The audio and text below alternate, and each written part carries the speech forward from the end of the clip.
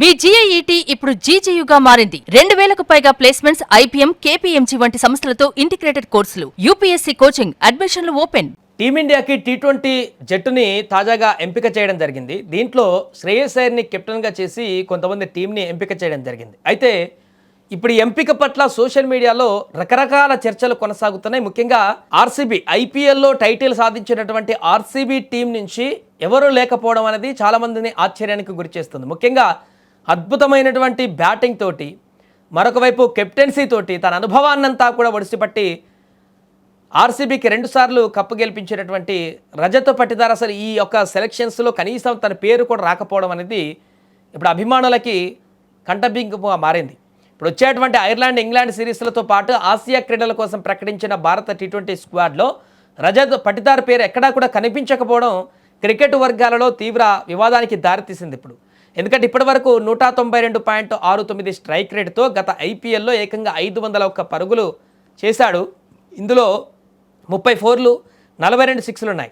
ముఖ్యంగా 12 నుంచి 16 ఓవర్ల మధ్య కేవలం 108 బంతుల్లోనే 216.67 స్ట్రైక్ రేటుతో 234 పరుగులు చేశాడు. అలాగే డెత్ ఓవర్స్లో పటిదార్ బ్యాటింగ్ స్ట్రైక్ రేట్ ఏకంగా 278గా ఉంది.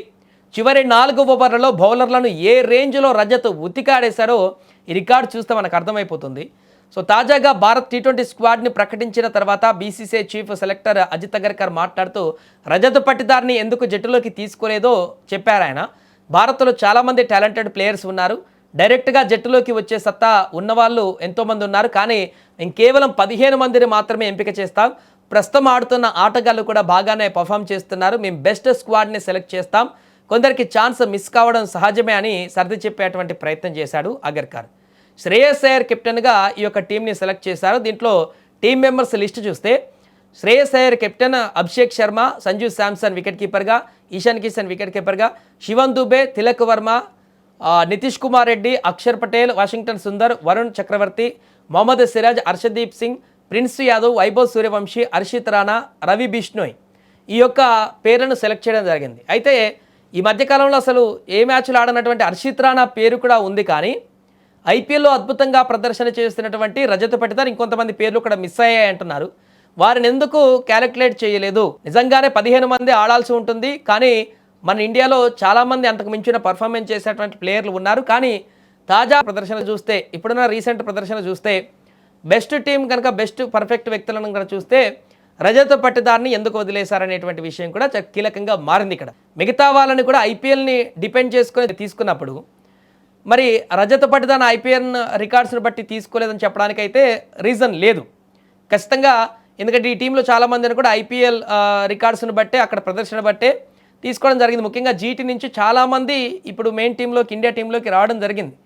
అలాంటిది బెంగళూరు టీం నుంచి కనీసం ఒక్కరిని కూడా తీసుకోకపోవడం ఏంటనేది కూడా ఇప్పుడు ప్రశ్నార్థకరంగా మారింది. దాంట్లో అద్భుతంగా రాణిస్తూ బ్యాటింగ్లో రజత్ పటిదార్ గతంలో కంటే భిన్నమైనటువంటి బ్యాటింగ్ శైలితో అద్భుతంగా రాణిస్తున్నాడు. జట్టును అతను గెలిపించడానికి స్వతహాగా తన రన్స్ కోసం కాకుండా టీం గెలవడానికి కావాల్సినటువంటి ఆ సిచ్యువేషన్కి తగ్గట్టు అద్భుతంగా బ్యాటింగ్ చేస్తూ గెలుపుల కీలక పాత్ర పోషిస్తున్నటువంటి అలాంటి ఇంపాక్ట్ ప్లేయర్ని ఎందుకు మిస్ చేశారనేటువంటి ప్రశ్నలు కూడా ఉత్పన్నమవుతున్నాయి.